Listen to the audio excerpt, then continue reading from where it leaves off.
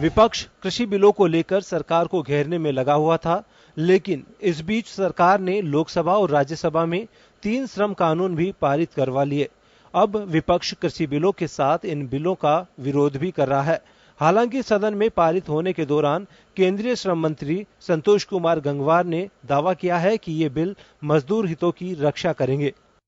श्रम सुधारों की प्रक्रिया भी 2014 में जो आरंभ की गई है, इसका उद्देश्य ये है कि अनेक श्रम कानूनों को समाहित कर उनमें सरलीकृत रूप से 4 लेबर कोड में परिवर्तित किया जाए। श्रम सुधारों का उद्देश्य ये है कि हम अपने श्रम कानूनों को बदलते कार्य जगत के अनुरूप किया जाए तथा श्रमिकों और उद्योगों की आवश्यकताओं के बीच संतुलन बनाते हुए एक प्रभावी और पारदर्शी व्यवस्था दी जाए।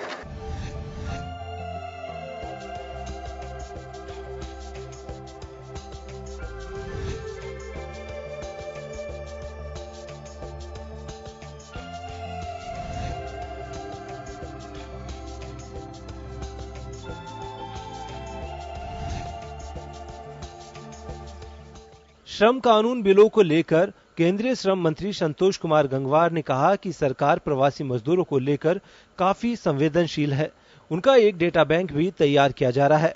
प्रवासी मजदूरों को अब साल में एक बार उनके घर जाने का किराया भी सरकार देगी। तो वहीं अब तक दुर्घटनाओं में जुर्माने की राशि सरकार के खाते में जाती थी, लेकिन अब 50% श्रमिक के खाते में जाएगी।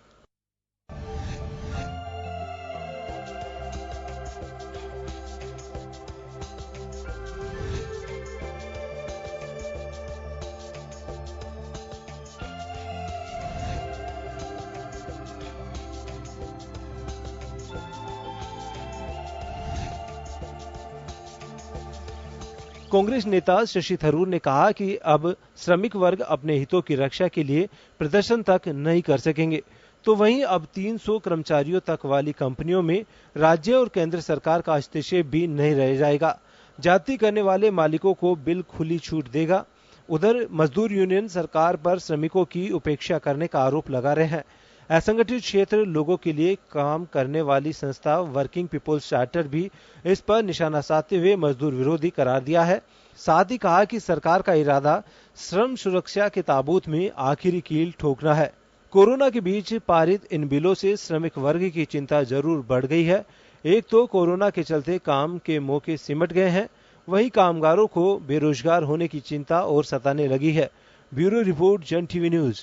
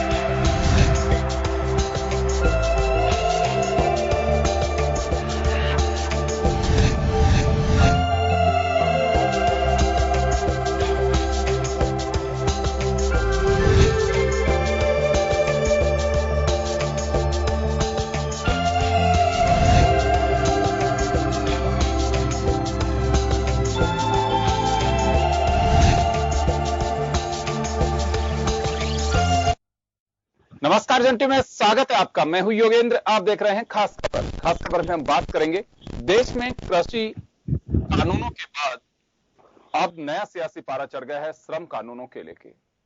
सरकार ने लोकसभा के बाद अब राज्यसभा से भी हंगामे के बीच श्रम कानूनों को पास करा लिया है और उसी के साथ ही अनिश्चित काल के लिए राज्यसभा स्थगित भी कर दी गई है। दोनों तरफ से सरकार का पक्ष यह है कि अब तक श्रमिकों को जो उनके अधिकार मिलने चाहिए थे, उन्हें जो हक मिलना चाहिए था, वो नहीं मिल पाया और यही बड़ी वजह है कि सरकार उनके कानूनों में सुधार करके और अब उन्हें न्याय दिलाएगी।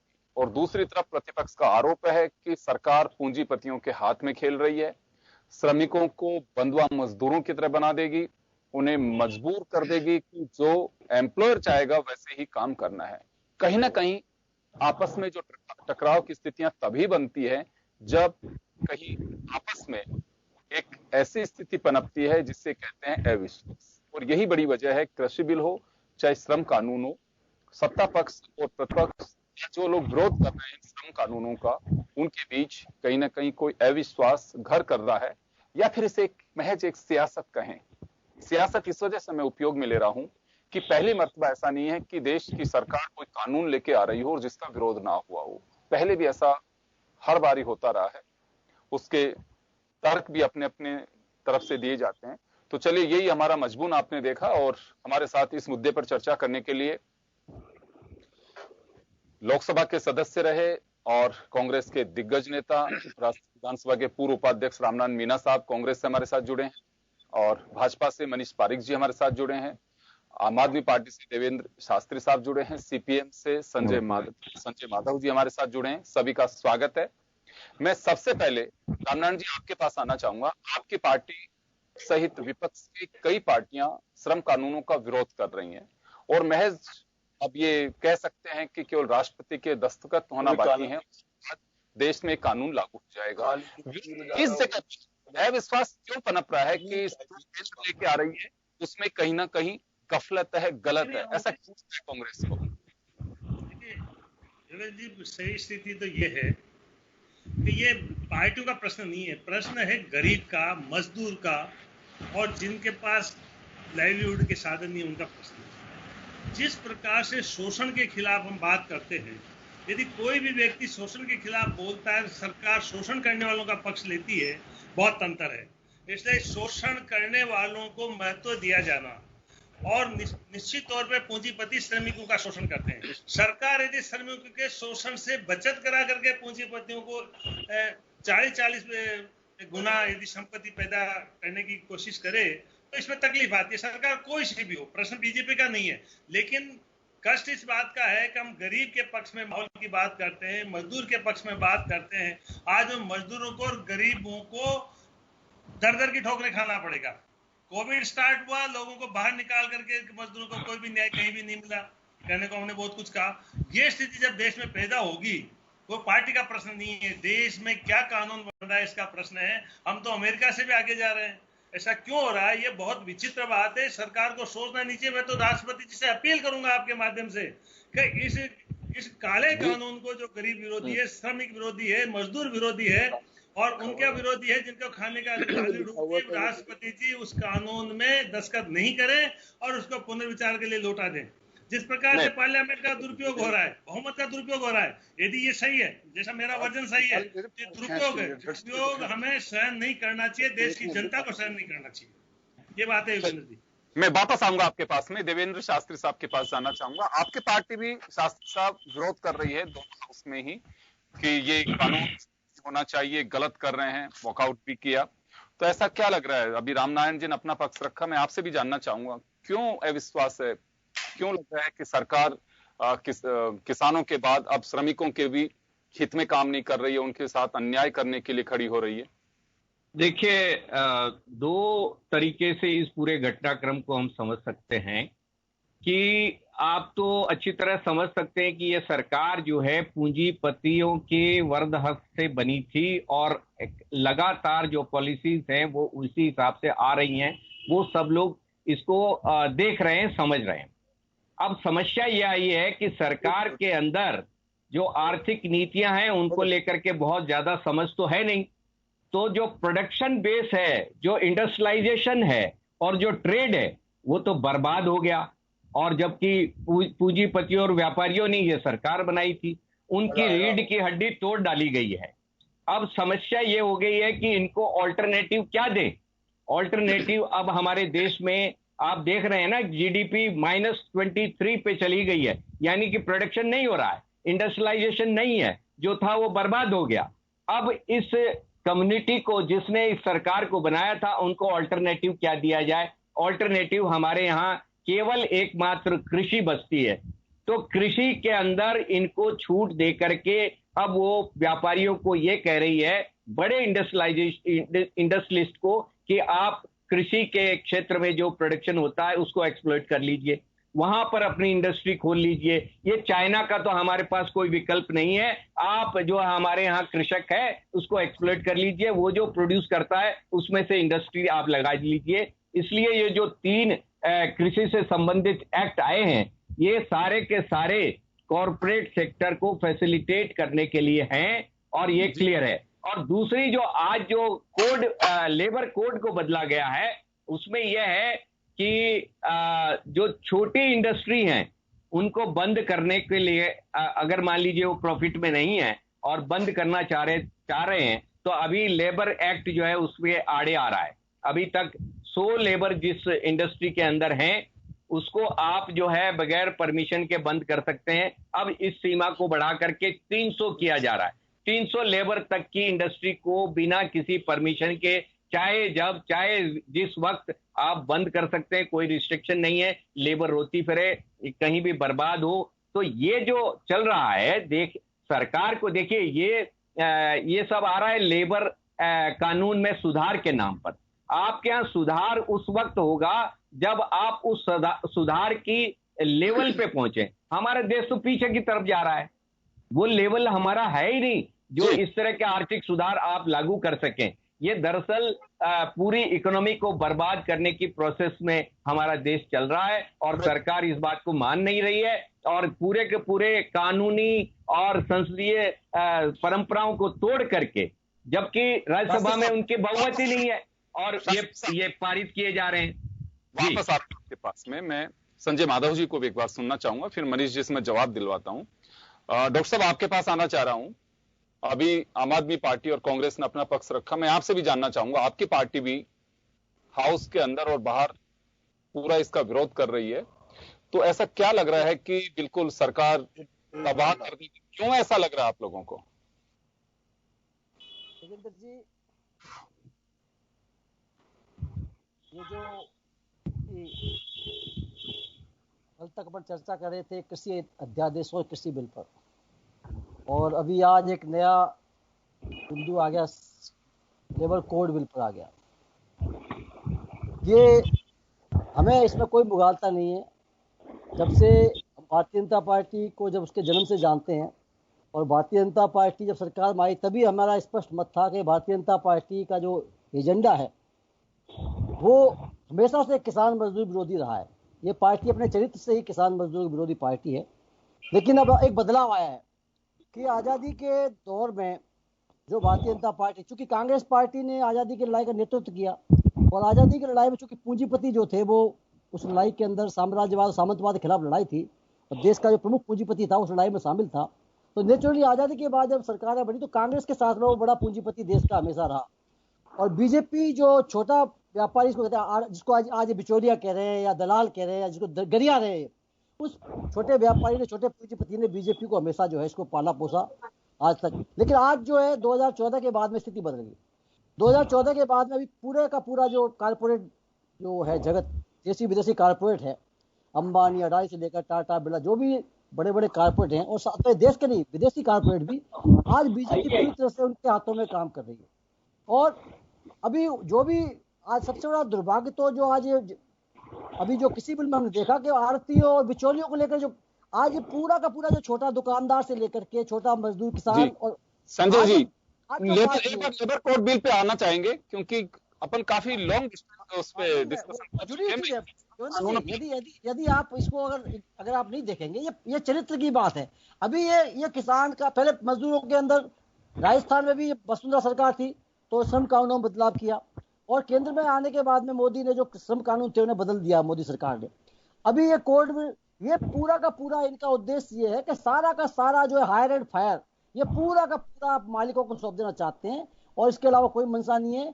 100 आदमियों से हटाकर 300 कर दिया। अब इसका मतलब यह है कि अभी पूरा का पूरा जो इंडस्ट्रियलिस्ट है, कारखानेदार हैं, उन्हें पूरा अधिकार दे दिया कि वो जब चाहे जो कर सकते हैं, मालिक काम पर रखे, हटा दें। और बाकी बातें बड़ी बड़ी करेंगे साहब। ये अभी कृषि बिल पर भी किसानों के हित की बात कर रहे हैं, खाली बीजेपी के नहीं। अभी प्रवक्ता भी 2 आते हैं, अभी एक नया दौर है। अभी चाहे कोई भी आए, जीएसटी आता है, नोटबंदी आता है, कृषि बिल आते हैं, एक तो बीजेपी का प्रवक्ता एक साथ में हर चैनल पर आप देखेंगे एक कृषि विशेषज्ञ और मजदूर विशेषज्ञ और आता है, वो आरएसएस का आदमी होता है, वो उसको बहुत अच्छा बताता है। इसलिए ये हमारा मानना है, और ये बीजेपी के उल्टे दिन शुरू हो गए हैं। आप ये मान के चलिए, किसानों का 25 तारीख को भारत बंद है, और आज इन्होंने कोड बिल लेकर के आए। निश्चित रूप से मजदूर भी हिंदुस्तान का बर्दाश्त नहीं करेगा, और हिंदुस्तान का किसान और मजदूर मिलकर भारतीय जनता। अब आप लोगों के जो संदेह है मैं उसको दूर करवाने की कोशिश करूंगा। मनीष जवाब देंगे कि सरकार क्यों लेकर के आ रही है, और प्रतिपक्ष का जो आरोप है कि अन्याय होगा मजदूर के साथ किसान के बाद भी, और ये एक लड़ाई जो आप लोग कह रहे हैं कि हम इसकी लड़ाई लड़ेंगे, लेकिन क्या वास्तव में इस लड़ाई की आवश्यकता पड़ेगी? जी मनीष जी, आपके पास आना चाहूंगा। हमेशा कहीं ना कहीं विश्वास पनपता है तो ही विरोध शुरू होता है, कैसे दूर करेंगे इस अविश्वास को? नहीं योगेंद्र जी, बात यह है कि धैर्य पूर्वक आप सुनेंगे अगर, तो मैं आपको समझा पाऊंगा। 3 बातें हैं। एक तो समय बदला है, तो जो सीधा अकाउंट्स में क्रेडिट हो रहे हैं पैसे, तो उन लोगों से लोग एनरिच हो रहे हैं। 2000 रुपए जैसे अभी इन्होंने बताया, तो ये कोई सोच भी नहीं सकते हैं कि किसानों के खाते में 6000 रुपए साल के सरकार ने डाल दिए हैं। एक बात, 2000 चले गए, 2 अभी चले गए, 4000 गए, 2000 और दिवाली के बाद जाएंगे। तो एक तो इस तरह की बात आई है जो नई चीज है। मजदूरों के लिए जो शौचालय बनाने की बात थी, उनके घर में एक पीएम आवास योजना है, खाद्यान्न की सुरक्षा उनको इस तरह दी है कि सबको मुफ्त में अनाज मिल रहा है। तो ये जो 6000 रुपए की कॉस्टिंग लगभग एक आदमी को सरकार साल भर में दे देती है परिवार को। महिलाओं को भी 500 रुपए के हिसाब से अभी 3 महीने तक 1500 रुपए दिए जाएंगे महिला जनधन खाते में। ऐसे ही पीएम जो बात है, जिसमें मैं निवेदन करना चाहता हूं कि स्वनिधि योजना में 10,000 रुपए रेहड़ी और इन वालों को जो भी कोई फुटपाथ करते हैं। मनीष जी, लेकिन इस मुद्दे पे मतलब मनीष जी कहना चाह रहे हैं कि अब नौकरी वोकरी की आवश्यकता नहीं है, हम सीधे ही दे रहे हैं पैसे। मैं आपको इंटरप्ट नहीं करना चाह रहा, लेकिन आप किन लोगों की कर रहे हैं कि देश में जो नया उदय हुआ है उसके साथ अपने आप को एडजस्ट नहीं करना चाहते, दकियानूसी बातें कर रहे हैं। 20-25 में हो रहा है। सवालों का जवाब मुद्दे पे खराब करना, इनको श्रम कानूनों का बुलंद करना माना जाता है। पूरे देश में वातावरण खराब करके और उद्योग धंधों को बंद कर दो, और उसके बाद में मजदूरों के लिए कुर्ते पजामे पहन के फटी चप्पल लेके और आंदोलन करो, आपकी इतनी सी पहचान रह गई है। मैं देश को बताना चाह रहा हूं कि 20 करोड़ लोगों को अगर खाते में 6000 रुपए दे दिए हैं सरकार ने, इसका जोड़ गुणा करोगे क्या आप? ये उस आदमी को ही मिले हैं, ये कोई सरकार के मंत्रियों को नहीं मिले हैं, और सीधे खाते में मिले हैं, तो उन अफसरों की जेब में नहीं गए जो भ्रष्टाचार कर रहे थे। और 10,000 रुपए अगर रेहड़ी वाले को सीधा दे दिया है तो वो तो बीजेपी का वोट बन गया, दिक्कत हो रही इनको। मैं ये कहना चाहता हूँ, वाले मैं एक बात कहना चाहूंगा, 10,000 रुपए रेहड़ी वाले समझ नहीं पा रहे रेहड़ी वालों को किस बात के। हाँ, संजय माधव जी ने वो अपने पहले कौन महाशय बोले थे महानुभाव, मैं ये देख के अचंभित हूं कि वो किस तरह की बात कर रहे हैं। सरकार कल्याण के लिए, किसान कल्याण के लिए, महिला कल्याण के लिए ऐतिहासिक कदम उठा रही है। इनकी मजबूत कल्याण तो ठीक है, लेकिन जो संसद में संजय जी जो हुआ है, संसद में हुआ है, उस पर बात करिए ना। कल्याण के लिए बहुत कर दिया है, वो तो ठीक है, लेकिन संसद में जिस तरह से वोलेशन हो रहा है रूल्स का और बिना बहुमत के पारित हो रहे हैं, उसके पर बात करिए ना। कोई खारिज नहीं कर सकता, तो जाऊं। अगर इनके पास तर्क होते तो उपाध्यक्ष का माइक तोड़ने की जरूरत नहीं होती इनको। इनके पास तर्क ही नहीं है, ये पिटे पड़े हैं। ये इनको मालूम है कि हमारे हाथ से किसान निकल रहा है, मजदूर तोड़ दो, ये क्यों मानते हैं? जी, आप अपना हो चुके हैं तो एक नियम कानून लेकर आए हैं। आप कानून पे बात कर लो, मैं वकील हूं, मैं आपसे कानूनी बात करूंगा, लेकिन आप बैठ के ये कह रहे हैं कि एटमॉस्फेयर पूंजीपतियों के हाथ बिक गई है सरकार। ये क्या बोल रहे हैं? ये सच्चाई है। सारी सरकार को बिकना होता, ये जो पैसे दे दी है, लोहिया जी ने कहा था, वो लोहिया जी का समाजवादी दृष्टिकोण हम पूरा कर रहे हैं, जिनको आप कहते हैं पूंजीपतियों की पार्टी। लोहियावादी हो गए क्या अंबानी अडानी का चंदा नहीं मिला क्या? बात करो लेने, और जब कर रही होती है तो आप वहां पर ऐसे माहौल खराब करोड़ रुपए का चंदा लेकर के चुनावी बोर्ड में आप समाजवाद की बात कर रहे हो मनीष जी। मनीष जी, यहाँ तो मुद्दा ये है, मनीष जी, मुद्दा ये जो की बात की जा रही है 2020, उसमें जो प्रॉब्लम आ रही है, इन लोगों का जो आरोप है उसी के अनुसार, मैं इसमें कोई पार्टी नहीं बन रहा, मैं आपको एक दूसरे से इनके सवालों के जवाब दिलाने की कोशिश कर रहा हूं। आपसे सिर्फ इन लोगों की यह गुजारिश है कि एक तो असंगठित क्षेत्र के मजदूर, खासकर जो घरों में काम करते हैं, चाहे दूसरे लोगों, उनके बारे में एक सोचा जाना चाहिए था। कहा यह जा रहा है कि उनके बारे में कहीं कुछ नहीं है। एक दूसरा, अगर सुनिए आपको, मैं जो जितनी योजनाएं हैं वो सब असंगठित क्षेत्र के लोगों की है। अभी इनमें कोई ऐसा कानून ये बता दें जिसके कारण किसी असंगठित मजदूर क्षेत्र का जो मजदूर है उसके किसी रोजी रोटी पे दिक्कत आएगी, या वो कोई पूंजीपतियों का तथाकथित गुलाम हो। यही तो आरोप लगा रही है, यही तो आरोप लगा यही आरोप है। ये देखिए एक दूसरे व्यापारी, मैं बता देता हूँ, असंगठित क्षेत्र के जो लेबर और किसान, जी, ये जो होने वाला है, अभी जो 3 कृषि से संबंधित कानून आए हैं, उसमें देखिए, आपने सुने हैं ना, 5 लाख करोड़ रुपए छोटे लघु उद्योग सीमा उनको पैसे दिए हैं। उन्होंने अपने कौशल विकास के तहत में छोटी शिशु लोन, युवा लोन, तरुण लोन में दिए हैं। उसमें वो बिजनेस लगाएंगे, उसमें रोजगार बढ़ेगा, वहां सब काम करेंगे। जीडीपी माइनस में क्या बात कर रहे हैं आप? कहाँ -23% जीडीपी ले आए आप। भारत प्रोडक्शन जो है जीरो के नीचे चला गया। बोलने में पैसे प्रधानमंत्री ने कहा 20 लाख करोड़ दिए, कहाँ है वो 20 लाख करोड़? मजदूर कानून में कोई ऐसा काम हो गया हो जिसके कारण जीडीपी खराब हो गई हो? आपने खत्म कर दिए सारे भाई साहब।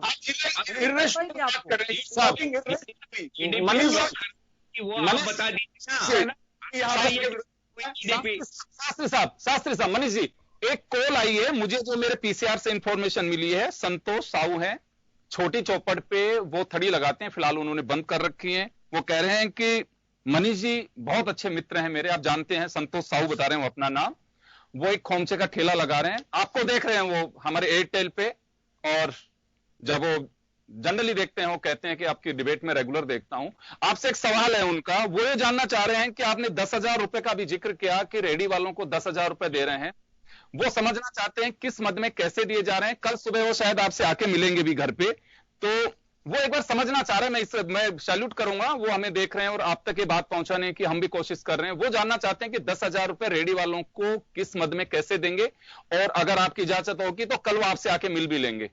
जी, वो बहुत अच्छा लगा योगेंद्र जी की जन टीवी ऐसे जन सरोकार का माध्यम बन रहा है और सीधा लोगों से हमारा हो रहा है। मैं ये निवेदन करना चाहता हूं, जो नगर निगम में एक फॉर्म मिलता है, वो 10,000 रुपए का जो किसान, ये जो स्वनिधि योजना है, इसके पीएम स्वनिधि योजना का एक फॉर्म है, लाल कलर का, पीले कलर का, उसको भर के वहां लगाना है और अपना 1-2 लोगों के साइन करा के देने हैं कि ये पिछले 2 महीने से या 4 महीने से यहाँ पर बैठता है, अपना व्यापार धंधा करता है और इसके फल का ठेला है। एक फोटो आपको उसमें साथ में लगानी है, 2 लोगों से तस्दीक कराना है, फॉर्म नगर निगम के उसमें जमा होना है। इसमें कैंप लग रहे हैं, अगर कैंप अपने इलाके में लगेगा तो मैं आपको जरूर सूचित करूंगा, उस समय कैंप में देना है। एक, उसके बाद में ये सारा वो लिस्टिंग करेंगे और उसके बाद में समराइज करके इसको जो बैंक 10,000 रुपए देने वाला है उसको प्रेषित कर देंगे और बैंक आपको 10,000 रुपए खाते में शिफ्ट कर देगा। आपका एक खाता उसमें जरूर होना चाहिए, एक आधार कार्ड होना चाहिए और एक राशन कार्ड वहां का होना चाहिए। देखिए हम लोग कहां से कहां चले गए, कौन सी क्या बात हो रही थी और कहां हम लोग, मतलब जी एक कॉल मेरे पास भी आ रहा है किसी बेरोजगार का कि मोदी जी ने कहा था 15 लाख रुपए खाते में आएंगे। वो 15 लाख रुपए खाते में कैसे आएंगे? चलिए हम डाइवर्ट हो जाएंगे। मैं कैसे आएंगे? तो ये जो रशिया और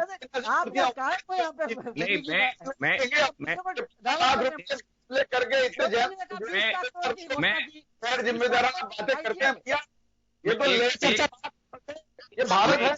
मैं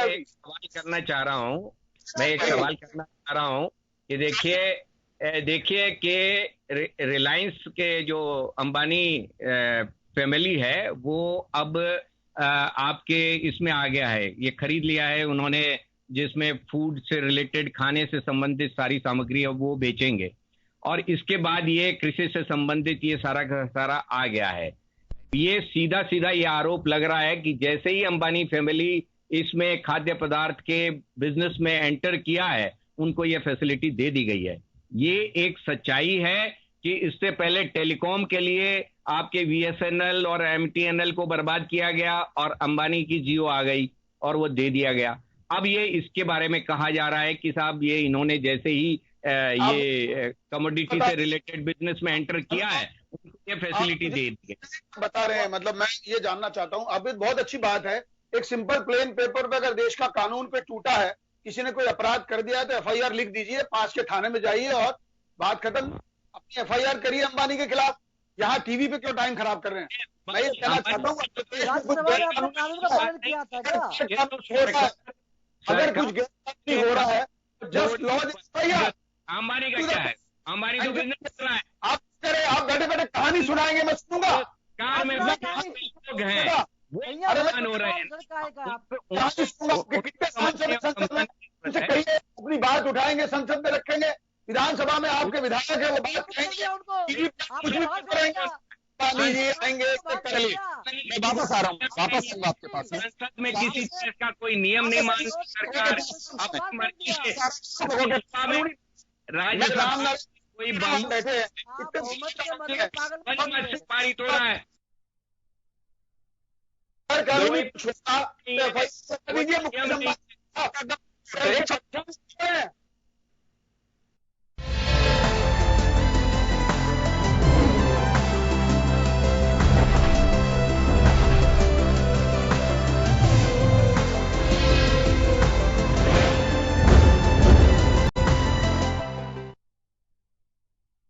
ब्रेक के बाद एक बार फिर आपका स्वागत है। आप देख रहे हैं खास खबर। बात कर रहे हैं हम कृषि बिल पर विवाद के बीच। अब कोविड-19 के साथ ही लेबर कोड बिल भी पार्लियामेंट में पास हो गया। अब केवल राष्ट्रपति के सिग्नेचर होंगे, उसके बाद देश में कानून लागू होगा। चलिए मैं एक बार हम में से पार्लियामेंट की प्रोसीडिंग को जो बैठ करके देखा है उन्होंने, और राजस्थान विधानसभा के उपाध्यक्ष भी रहे रामनारायण मीणा साहब के पास जाना चाहूंगा। मीणा साहब, एक आरोप लग रहा है भी, आप लोगों की तरफ से भी लग रहा है, एक पार्टी लाइन से अलग हटके भी दर्शक भी जानना चाहते हैं कि यहां एक स्पीकर पे भी आरोप लग रहा है कि हर धर्मिता के साथ में संख्या बल नहीं होने के बावजूद भी लगातार कानूनों को पास करवाया गया। 8 दिन पहले हाउस को स्थगित कर दिया गया, जिसकी कोई आवश्यकता नहीं थी, बहस का वक्त नहीं दिया गया, और इतने इंपॉर्टेंट कानूनों को पास कर दिया गया। मैं एक बात समझना चाहूंगा, यहां पे वॉकआउट हंगामा पहले भी सब कुछ होता रहे, तो ऐसा क्या अलग है कि जो अब इस वक्त कांग्रेस दलील देना चाह रही है कि हाउस में अब पहले जैसा नहीं हुआ, अब हो रहा है? अब क्यों लग रहा है आप लोगों को कि रूल्स का वायलेशन हो रहा है?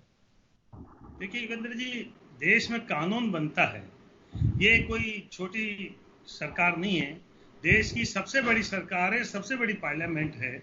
वहां मेरा जाते ख्याल है अटल बिहारी वाजपेयी को विस्मृत करते जा रहे हैं, हम डॉक्टर राम मनोहर लोहिया को विस्मृत करते जा रहे हैं, पंडित जवाहरलाल नेहरू को भूलते जा रहे हैं। संसद में विचार भेद को ढंग से सुना गया और उसको प्रचारित किया गया कानून को, दोबारा से कमेटीज बैठी है, हर कानून ठीक ढंग से बने संसद में हुआ है। ऐसा मैं भी जब पार्लियामेंट में था, एक हुआ था विदेशी कंपनीज के मामले में, अफसरों ने गलत कानून बना दिया, उसको दोबारा 2 महीने बाद लाया गया और उसको ठीक किया गया। हमें अटल बिहारी वाजपेयी से की याद करना बहुत जरूरी है, जिसने संसद को घंटों बाधित किया है और जिन्होंने कानून को बदलने की कोशिश की है। डॉक्टर राम मनोहर लोहिया ने कहा था, नेहरू जी ये हिंदुस्तान है, 1:10 का रेशो होना चाहिए। आज अंबानी की प्रॉपर्टी 40 गुना बढ़ रही है, मजदूर को मजदूरी नहीं मिल रही, और हमेशा कानून ले रहे हैं। कहते हैं कि साहब किसान को हर जगह की कृषि उपज बेचने की छूट होगी। कौन सी अभी बंदिश है? किसान जहां चाहे जहां बेच सकता है, लेकिन उसको 10 बैग लेकर के, 10 क्विंटल लेकर के, 2 क्विंटल लेकर के हैदराबाद जाएगा। ये केवल भ्रमात्मक चीज है। किसान को मिनिमम सपोर्ट प्राइस के अलावा कोई रास्ता नहीं है, और वो भी भारत सरकार कोई भी पार्टी की रही हो, ईमानदारी से मिनिमम सपोर्ट प्राइस को लागू नहीं कर रही है। वो करना पड़ेगा। आज गांव के किसान की हालत क्या है? ये ठीक है, कोविड के मामले में उनकी कृषि थी, वहां कोविड नहीं पहुंचा, कम पहुंचा है, वो चीज अलग है। लेकिन मजदूर और किसान का हम ध्यान नहीं रखें। हमारे देश का समाजवादी पैटर्न का है, ये अमेरिका या ब्रिटेन या फ्रांस का देश नहीं है। यहाँ पूंजीवादी व्यवस्था पे हम जाएंगे, पूंजीपतियों की तरफ ज्यादा झुकेंगे, मजदूर का है। तो हमारी विश्व में जो पैटर्न है मानवता धार्मिक तार्किक के आधार पर, उसको हम खत्म कर देंगे। नहीं कोई पैटर्न नहीं है मेरा साहब। देखिए, मैं आपका तर्क सुना है, शांति से सुना है। पुराने समय में राजा महाराजाओं के जागीरदारों के टाइम पे दिन भर काम कराते थे, मुट्ठी चना दे करके उसको मजदूर को भगा दिया जाता था। क्या हम उस पोजीशन में जा रहे हैं? क्या मजदूर, हम मानव की दृष्टि से मजदूर को, हर इंसान को इंसान मान रहे हैं। आज इंसान को इंसान मानने की प्रवृत्ति खत्म की जा रही है, केवल पूंजीवादी अर्थव्यवस्था के ऊपर चल रहे हैं। और कोई कहता था 6,000 रुपए दिए, अरे जेब से दिए क्या? आप बात को सुनिए, किसी ने जेब से दिया है क्या? और 6,000 की कीमत क्या है? थड़ी ठेले वाले को 10,000 रुपए बैंक से कर्ज मिलेगा, कोई जेब से नहीं दे रहा। वो 10,000 रुपए कहां से चुकाएगा? उसकी मजदूरी खत्म होगी। -23 यदि जीडीपी चली गई, इस देश का क्या होगा? हमारी प्रॉपर्टी बिक जाएगी। मैं किसान हूं, यदि मेरी जमीन को मैं धीरे धीरे बेच दूंगा, कंगाल हो जाऊंगा, तो मजदूरी नहीं मिलेगी। इसलिए मेरा तो हाथ जोड़ करके निवेदन करना है, पार्टी लाइन से हट करके देश के हित में सोचिए, मजदूर के पक्ष में सोचिए, हर इंसान के पक्ष में सोचिए। 50 पूंजीपति, मेरा हाथ जोड़ के निवेदन करना है। हाथ जोड़ के निवेदन करना है, गरीब को मत मारिए और पोषक मत बनिए, गुलाब मत बनिए। मैं कहना चाहता हूँ आपको, और आप चाहो आज प्रधानमंत्री से मेरी बहस करा लो, वो पूंजीपति के दलाल की बात नहीं करना चाहिए हमारे को। मैं आपसे साफ कहता हूँ मनीष जी, आप गरीब के पक्ष में हो, आज की तारीख में डर क्यों रहे हो? आप जब गरीब के पक्ष में बोलोगे, पार्टी हाथ जोड़ेगी, टिकट देगी आपको, नहीं तो आप इसी तरह से बैठे रह जाओगे। मैं आपसे कहना चाहता हूँ, हम सब आपके साथ हैं, आप बोलिए, हम आपके साथ हैं। झंडा उठाइए गरीब का। चलिए, करना चाहते हैं आप, छोटा सा सवाल क्यों मारना चाहते हो? गरीब को क्यों मारना? अरे मीणा साहब, यहाँ टीवी तक तो ठीक है, बाकी आगे कौन सुन रहा है? छोटा सा सवाल है मेरा, प्रवृत्ति में मत जाइए। मेरा आपसे हाथ जोड़ के साहब, आप शांत रहिए और ईमानदारी से सोच भगवान का नाम लेते हो सुबह सुबह, आवाज कट रही है, भगवान के सामने गई आवाज नहीं आ रही है। गरीब के बोलूं नहीं बोलूं, इसमें विनती है, इस लाइन को, इस बहस को गलत मत ले जाइए, ईमानदारी में लाइए, पार्टी में मत ले जाइए, देश के हित में बात करिए, गरीब के पक्ष में बात करिए। आज जीडीपी 23% जा रही है। आप भी प्रधानमंत्री होते, देश तक कमजोर नहीं होता। आप भी प्रधानमंत्री होते, देश तक कमजोर नहीं होता। आप राम का नाम लेना चाहते थे, फिर मोदी क्यों रखते हो आप? राम के देश में मोदी कहां से बीच में आ गया? रामनारायण कहां से बीच में आ गया? मनीष कहां से बीच में आ गया? आप राम का नाम लीजिए, आपके साथ नहीं आ रही है, आपके साथ है, सब आपके साथ। इसको धर्म में मत बांटिए, जाति में मत बांटिए, देश को मजबूत करिए, कमजोर मत करिए। मेरा आपके हाथ जोड़ के ही करना है। भारत माँ की जय बोलो, भारत माँ का ध्यान रखो। अब भारत माँ की जय नहीं बोलते हो और भारत के पाँव से काटते, ऐसा मत करो। आप समझदार व्यक्ति हो, हमसे ज्यादा समझदार हो, आप में दिमाग है, हमसे ज्यादा दिमाग है, उसका उपयोग करिए। नहीं योगेंद्र जी की आ रही है, नहीं किसी और की आ रही है, खाली मीणा की आवाज आ रही है। मीणा जी की आवाज आ रही है और किसी की आवाज नहीं आ रही है। यहाँ आप लोगों के एक एक बोलेंगे तो अच्छा लगेगा। मेरा सवाल आप तमाम अतिथियों से, मैं एक बात जानना चाहूंगा, हर राजनीतिक दल जब विपक्ष में होते हैं, हमारी एक समान विचारधारा नहीं होती है तो जनरली आरोप लगते हैं। मैं एक बात बताइए मुझे, रामनारायण जी से भी जानना चाहूंगा। देश का सवाल है, यहाँ विचारधारा का सवाल नहीं है। कंट्री को नीचे डाला जा रहा है, जमीन में डाला जा रहा है, खोद के डाला जा रहा है। देश को बचाइए, कल्याण के लिए कितना काम बचाइए। किसानों के कल्याण हो रहा है, हो रहा है, मर रहे हैं, इलाज नहीं हो रहा है, काम हो रहा है। जरा देखिए तो सही, यार मैं तो भ्रष्टाचार हो रहा है दिल्ली में, जितना करप्शन है कभी नहीं था। पार्टी है वो। भारत सरकार में जितना करप्शन है कभी नहीं था। मैं आपसे चैलेंज के साथ कर सकता हूँ, आपके प्रधानमंत्री को बैठा दीजिए, मैं भी पार्लियामेंट कर रहा हूँ। जब प्रधानमंत्री जी पढ़ते होंगे ना, बंद हो गई है, जितने को थे, मैं बंद हो गया है, बात करना चाहता हूँ। बात करिए आप। साहब आपके पास आना चाह रहा हूं। मेरा सवाल यह है कि आपको लगता है कि लोकतंत्र में हर 5 साल बाद एक बड़ी परीक्षा, कड़ी परीक्षा से निकलना पड़ता है राजनीतिक दलों को? यही लोकतंत्र की ब्यूटी है। मतदाता उसकी परीक्षा लेते हैं और जो पास होता है उसे सत्ता के सिंहासन पे बैठाते हैं। आपको लगता है कि देश को बीच में बर्बाद कर रहे हैं लोग? 5 साल तो बहुत दूर है, देश को बीच में बर्बाद कर रहे हैं लोग। आप किससे बात कर रहे हैं, किसको पूछ रहे हैं, कुछ समझ में नहीं आ रहा है। समझना चाहूंगा। योगेंद्र जी, आपकी आवाज नहीं आ रही है। आवाज केवल मीणा जी का माइक ऑन है, बाकी सब माइक जो है डिस्टर्ब्ड है।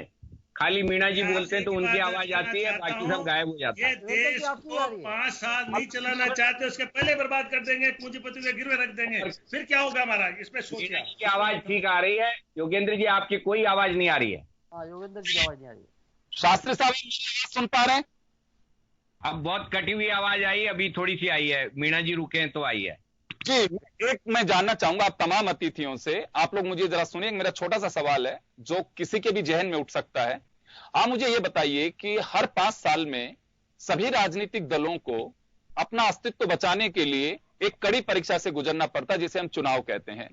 आप लोगों को लगता है कि कोई भी सरकार ऐसा दुस्साहस कर पाएगी कि वो अपनी जनता के खिलाफ कोई भी कानून लेकर के आ सके? ऐसा लगता है आप लोगों को? शास्त्री साहब आप ही से जानना चाहता हूं मैं। देखिए, अभी डिजिटल का जमाना है और इस वक्त चुनाव किस तरीके से हो रहे हैं और किस तरीके से जीते जाते हैं, ये अब वो नहीं है कि बैलेट पे आप जो है वोटिंग कर रहे हैं। पता चला आपने वोट डाला, किसी को चला गया कहीं, तो ये अब आप भूल जाइए कि कोई जनता के वोट के लिए कोई फैसले कर रहा है। यहाँ पर कोई डर नहीं है, जनता के वोट की इनको आवश्यकता नहीं है, वोट इनको मशीन से मिलने वाला है। तो सरकार बिल्कुल भी इस बात से चिंतित नहीं है। आप देख लीजिए कि कोविड के करोड़ों बर्बाद हुआ, लेकिन इन्होंने वंदना के 2 शब्द नहीं कहे। सरकार वोट कर सकती है कि देश का इंडस्ट्री बर्बाद हो जाए। रखिए कम से कम। अरे मीणा साहब, इतने सालों से डेमोक्रेसी के पौधे को पानी दे रहे हैं, आप ये तो आप ऐसे कहते हैं अभी तो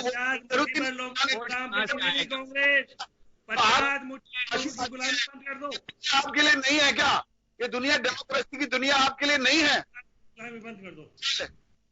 डेमोक्रेसी और डेमोक्रेसी ये एकदम कॉन्ट्रेरी शब्द है, एक दूसरे के विरुद्ध।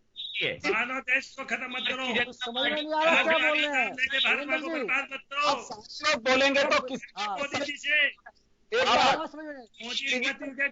मोदी की तरफ ध्यान दो। या तो इनको एक एक करके बुलवाइए। नहीं है, दिखाइए स्क्रीन पर, मुझे दिख नहीं रहा है इनके दर्शन। आप समझाइए, आप समझा सकते हो।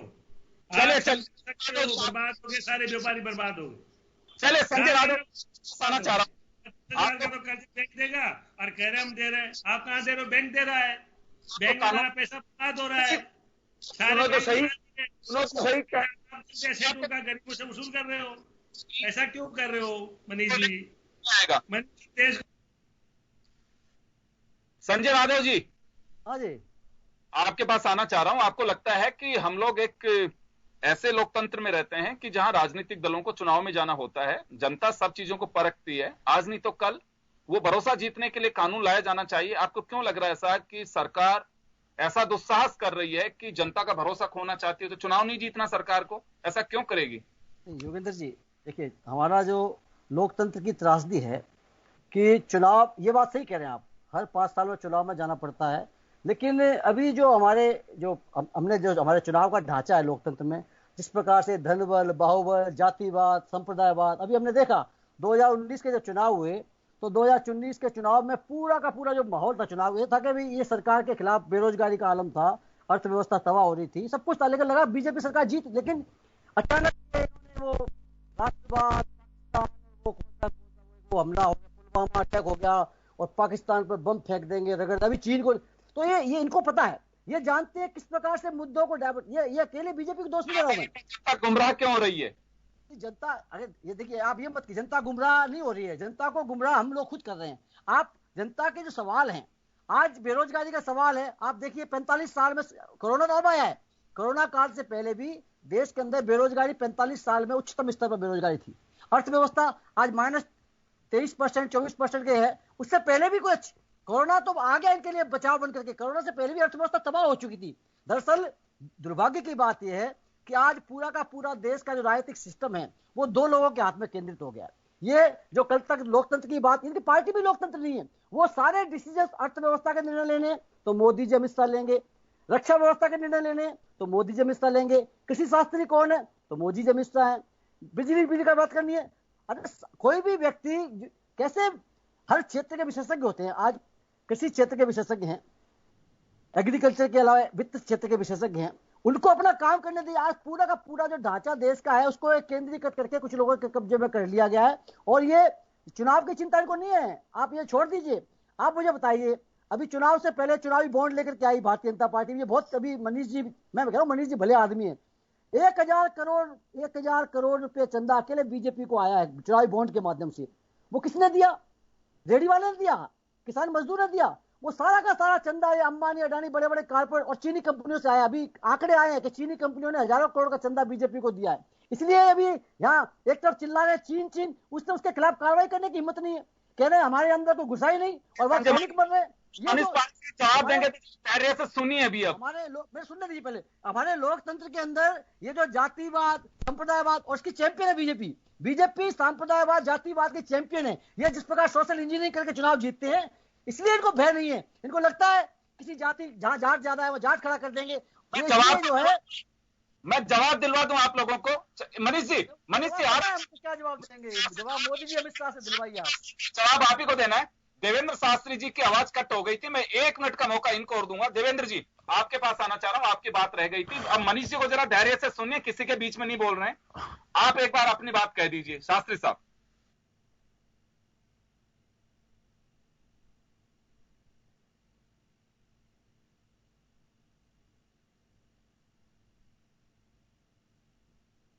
शास्त्री साहब आपने आपका माइक म्यूट कर रखा है, तो एक बार जरा उसको ऑन कर लीजिए।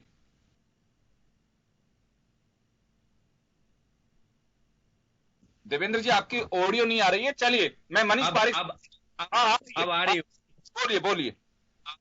वो माधव जी ने म्यूट कर दिया था। तो मैं ये कह रहा हूं कि भारतीय जनता पार्टी का डेमोक्रेसी से क्या संबंध है? न तो पार्टी के अंदर है, आज आप 2 दिन से देख रहे हैं संसद के अंदर डेमोक्रेटिक जितने भी नॉर्म्स हैं उनको तोड़ करके इन्होंने, बहुमत नहीं है तब भी कह रहे हैं कि ध्वनि मत से हमारा तो कानून पारित हो गया। ये डेमोक्रेसी है? ये सरकार चल रही है? ये मजाक बना दिया इन्होंने संसद को, संसद की गरिमा को नष्ट कर दिया है। और अफसोस हो रहा है लोगों को कि भाई ऐसी सरकार हमारे यहाँ पर रूल कर रही है जिसको नियम, कायदे, कानून, परंपराओं से कोई लेना देना नहीं है। और दूसरी बात यह है कि इस तरह के जब जनहित के जो मसले होते हैं या उससे रिलेटेड जो कानून है उनके ऊपर एक गंभीर चर्चा देश में होनी चाहिए, उसके बाद कंसेंसस बनने के बाद उस पर कोई फैसला होना चाहिए। इसका कोई लेना देना नहीं है। जब कोविड के अंदर लोग बाग मर रहे हैं उस वक्त ये इसलिए जानबूझ करके लेके आए हैं कि लोग ज्यादा इस पर चर्चा न करें, बहस न करें और चोरी छुपे आप जो है इन कानूनों को पारित करवा लें। नहीं तो ये कोई वक्त ही नहीं है जबकि किसानों से संबंधित या लेबर से संबंधित इतने सीरियस कानूनों को पार्लियामेंट के अंदर लाया जाए। पहले कोविड से लोगों को बचाइए, उसके बाद ये मसले दिखने चाहिए थे। ये समय गलत है, जानबूझ करके उसको लाया गया ताकि इस पे ज्यादा बहस ना हो, लोग ज्यादा उस पे बाहर निकल न सकें, धरने प्रदर्शन न कर सकें और उनको रोक सकें। तो ये समय गलत चुना गया है। बिल्कुल। मनीष पारिक साहब से मैं जवाब दिलवाना चाहूंगा। मनीष जी आपके पास आना चाह रहा हूं मैं, मुझे एक चीज बता दीजिए कि समय को लेकर के विपक्ष का एक तो आरोप है कि कुछ लोग ऐसे भी जो आपकी पार्टी एनडीए के घटक दल है, उनका भी कहना है कि इस समय कोरोना सकता था, इसको समय जो चुना गया, चाहे कृषि बिल हो चाहे लेबर कोड बिल हो, तो ये ऑब्जेक्शन जो है इस पे मैं आपका जवाब चाहूंगा कि क्या समय टाला जा सकता था, कि कोविड इस वक्त चुनौती थी? और दूसरा, आपने सुना कि जो चीजें हैं वो आपने सारी सुनी हुई, आप अपना उसका जवाब दीजिए। मैं लेकिन ये समय को लेकर के भी चाहूंगा आपसे। जी, आपको भी म्यूट कर दिया गया है। मनीष जी आप माइक खोलिए। मनीष जी माइक खोलिए, आपकी आवाज नहीं आएगी नहीं तो। हाँ वो माधव जी ने सबके किया था। मैंने ही किया था वो। हेलो, हाँ बोलिए। आ रही है ना? मैं ये कहना चाहता हूँ कि जो शास्त्री जी ने दो बातें बताई है, मैं बड़ा, आपको आवाज आ रही है योगेंद्र जी? आ रही है। मैं बड़ा अचंभित हूँ। दो बातें इन्होंने कही। एक तो डिजिटल युग है, अब किसी को वोट डालो तो किसी को मिलता है, एक बात। दूसरी बात इन्होंने कही कि अब इनको वोट की जरूरत ही नहीं है, दो बात। तीसरी बात कही कि संसद चल रही है, मजाक हो रही है, तीन बात। और चौथी बात यह है कि कोई भी कानून की पालन ये सरकार नहीं कर रही है। ये चारों बातों का जवाब आप समझिए कि भी दे दीजिए, गलत समय चुना है। और गलत समय मैंने आपको कहा तो ये सुनिए, जो सरकार का अपना 5 साल का काल होता है, उसके कैलेंडर के हिसाब से अपने सारे प्रावधान वो लाती है, मैनेज करती है। बीजेपी, इन्होंने कहा 2 लोग पार्टी चला रहे हैं, वो भी गलत बात है। बाकायदा चुनाव संचालन समिति है, बाकायदा टिकट जिस तरह से डिस्ट्रीब्यूशन होते हैं, बाकायदा सारी समितियां वहां पर है और वहां पर सब बैठ के सामूहिक निर्णय करते हैं। इनको नहीं पता है या ये जानना नहीं चाहते, वो अलग बात है। दूसरी बात, जो ये देश पर भरोसा नहीं कर रहे हैं, संसद पे भरोसा नहीं है इनको लगता है राष्ट्रपति जी भी ऐसे ही चला रहे हैं और विधानसभा लोकसभा अध्यक्ष भी ऐसे ही चला रहे हैं और ये वोट भी ऐसे ही पड़ रहे हैं, ये जीत भी ऐसे ही रहे हैं। तो मुझे लगता है इनको अवसाद के रोगी हैं ये, इनको कहीं पे डॉक्टर से इलाज कराना चाहिए। देश के कानून हैं, इन पे भरोसा करना पड़ेगा। आप टीवी पर बैठे कानून के हिसाब से चलिए ना, सब भरोसा करेंगे, सरकार पर भरोसा नहीं है। हो ही गए बेकार। आपका कानून से क्या लेना है मनीष जी? कानून ही बेकार है। गुजरात में कानून माना, 2000 लोग मार दिया, आप कानून मानते नहीं है। आप बताओ, भरोसा तो करना पड़ेगा। अरे बात करें, संजय जी बात कर रहे हैं, लोकतंत्र की बात कर रहे हैं योगेंद्र जी। अब जवाब तो सुनिए। मनीष जी बोलिए। गैर जिम्मेदाराना बात कर रहे हैं कि देश में कानून ही नहीं चल रहा है, संसद में ऐसी बहस चल रही है। कमाल हो गया। आपका बहुमत नहीं है राज्यसभा में, बताइए ध्वनि मत का क्या मतलब हुआ? अगर बहुमत नहीं है तो ध्वनि मत कहां से आया? पार्टी का है नहीं है, बताइए कि राज्यसभा में आपका बहुमत है क्या? आप ये बताइए, बहुमत है? सुप्रीम कोर्ट में जाइए, आप कोर्ट में जाइए। आपका बहुमत है राज्यसभा में, बहुमत है, उसके कानून फर्जी वर्ड है, एकदम साफ फर्जी वर्ड है ना। जब बहुमत ही नहीं है, आप शास्त्री साहब, आप अराजकतावादी हैं, तो हम यहाँ पे अराजकता क्यों फैला रहे हैं?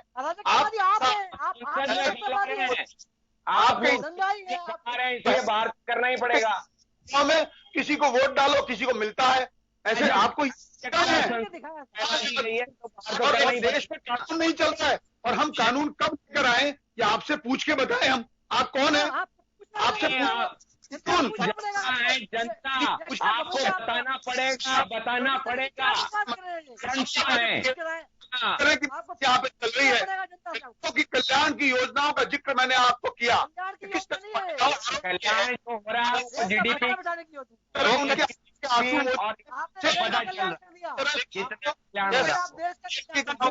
लकड़ी से रोटियां बना रही थी शाम को, उन सबको समाजवादी दृष्टिकोण अपनाते हुए उनके आंसू पहुंच दिए।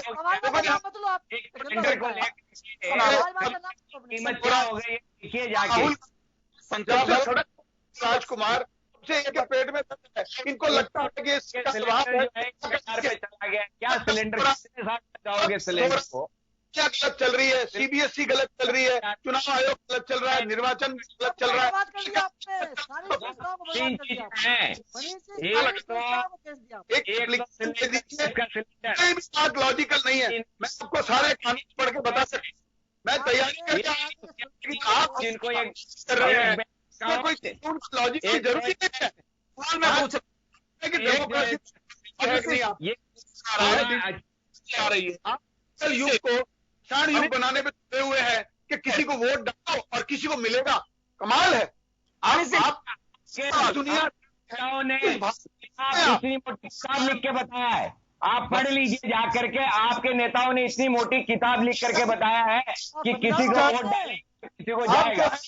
आप जो है अपने नेताओं से पूछो बना हुआ है, जो प्रधानमंत्री होता है उनका प्रोवोकेटिव राइट है, संविधान में है, उनका मंत्रिमंडल है, राइट करना नहीं है, करना प्रोवोकेटिव राइट नहीं है, ऑब्जेक्शन है। ईमानदारी से काम करना है। को आप कुल मिला के अराजकता के तत्व में दबा देना चाहते हैं कि देश में कुछ भी नहीं हो रहा है, कुछ भी नहीं हो रहा है। हमारे मनीष जी सुनिए, सवाल ये है कि अभी रामनारायण मीना साहब से जो मैंने सवाल खड़ा किया, उनका देवेंद्र शास्त्री साहब का एक ऑब्जेक्शन आ रहा है। ऑब्जेक्शन ये है कि अपर हाउस यानी कि राज्यसभा, उसमें संख्या बल के आधार पर सत्ता पक्ष के पक्ष में उतना मत नहीं है। विपक्ष का जो मत विभाजन की जो डिमांड थी उसे ध्वनि मत से पारित कर दिया गया, ये खारिज करके कि विपक्ष की जो डिमांड है गैर वाजिब है। एक ऑब्जेक्शन जो जा रहा है कि संख्या बल नहीं है, उसके बावजूद अगर राज्यसभा में बिल पास किया जाता है तो ये करा सकता है। योगेंद्र जी, ये जो मिनट्स ऑफ द हाउस है, रामनारायण जी जानते हैं, मिनट्स ऑफ द हाउस सदस्यों की संख्या है, उसमें अगर भारतीय जनता पार्टी के लोगों की संख्या कम होगी तो स्वमेव रद्द हो जाएगा। इसलिए इनको एप्लीकेशन लगानी चाहिए वहां पे। ये बशर्ते कहाँ रद्द हो जाएगा, कहाँ स्वयं कैसे रद्द हो जाएगा, मैं समझा नहीं। क्या बता रहे हैं आप? ये ना आपका बहुमत होता है तो बहुमत से आप जैसे लोकसभा में पारित हुआ है ना, वैसे आप राज्यसभा में भी कर लेते, लेकिन ध्वनि मत का क्या मतलब होता है? ध्वनि मत हो गया है, सब लोग पारित हो गया, उसको खारिज किया जाए। ये बात क्यों नहीं करते आप? देखिए मनीष जी, आपने पहले भी बहुत चीटिंग की है, वित्त विधेयक बनाकर पास किए बहुत से बिल आपने। संसद के अंदर नियम है कि अगर एक भी मेंबर डिमांड कर रहा है मत विभाजन का तो करना पड़ता है, लेकिन इस परंपरा को, इस नियम को तोड़ करके और सबके सामने पूरे देश को अंधा बनाकर ये कानून बता रहे हैं को तैयार नहीं है।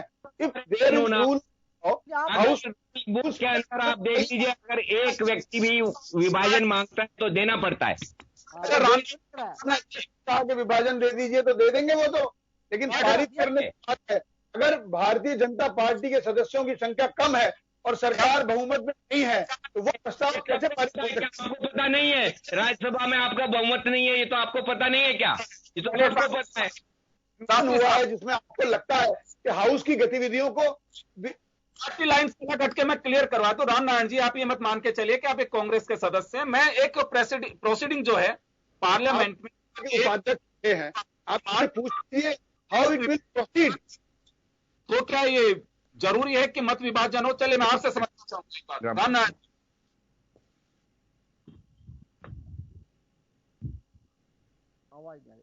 रामनारायण जी, आपने म्यूट कर रखा है।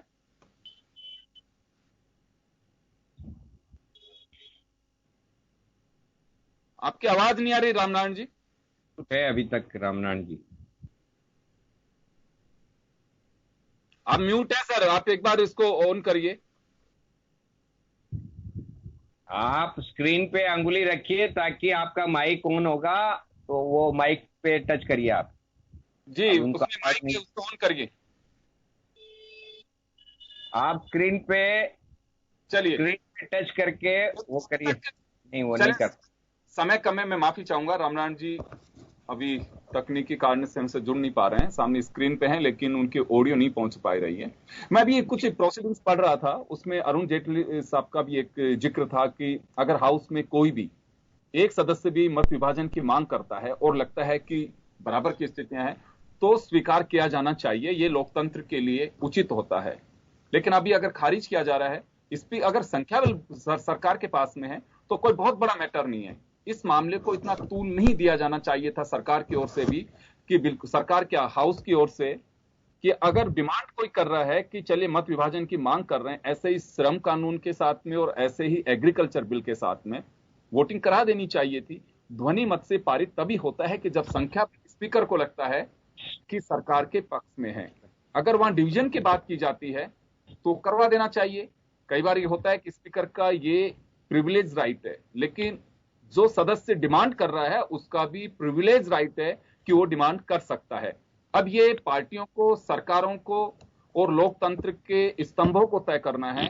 नहीं, इसमें योगेंद्र जी देखिए, प्रिविलेज किस बात का है? प्रिविलेज सभापति का ये नहीं है कि वो क्या करवाएगा, वो अगर मेंबर्स पे निर्भर करता है कि वो क्या डिमांड कर रहे हैं।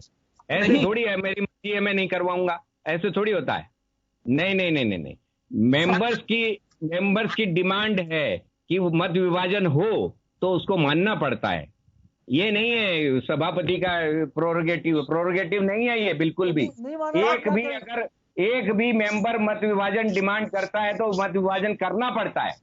आप उस ये केस परंपरा रही है कि संख्या बल डिमांड करने वाले के साथ में इतना नहीं है कि समय जाया किया जा सकता, लेकिन यहाँ साफ दे रहा है। देखिए, जहां पर सारी पार्टियों का कंसेंसस बना हुआ होता है कि ठीक है जी हम स्वीकार कर रहे हैं, वहां ध्वनि मत से पारित कर लिया जाता है। लेकिन यहाँ बीजेपी के अलावा तो कोई सहमत है ही नहीं, सारी पार्टियां खिलाफ बैठी हुई हैं और वहां पर ध्वनि मत चल रहा है। मजाक है ये। तो चले समय मैं माफी चाहूंगा। कुल मिलाकर के बात यही है कि योगेंद्र जी, इससे पहले भी जो है ये कई बिल, वित्त विधेयक बनाकर पास किए इन्होंने। अब अगर राष्ट्रपति साइन करते हैं तो देश में कानून बनेगा। अब कानून का एक पक्ष विरोध करेंगे ही, साथ दे रहा है, तो देखना होगा कि अब इसका इम्पैक्ट क्या आएगा। क्या वास्तव में पूंजीपतियों के हाथ में सारा सिस्टम चला जाएगा? अगर ऐसा होगा तो क्या हालात होंगे? और अगर ये सब तमाम जो कयास लगाए जा रहे हैं या फिर कहीं आशंका है ये अगर ध्वस्त होती हैं कि बिल्कुल ऐसा कुछ नहीं है, जो सोच रहे थे वैसा सरकार जो बता रही थी वैसा है, तो निश्चित रूप से लोकतंत्र के लिए ठीक होगा। अदरवाइज ये माना जाएगा कि श्रमिक हो चाहे किसान हो फिर एक बार सड़कों पे अपना जो एक आंदोलन का उन्हें अधिकार है शायद उस रास्ते को अपना सकते हैं। बहुत बहुत दे रहे हैं, कोविड की वजह से अधिकार नहीं दे रहे ना। नमस्कार।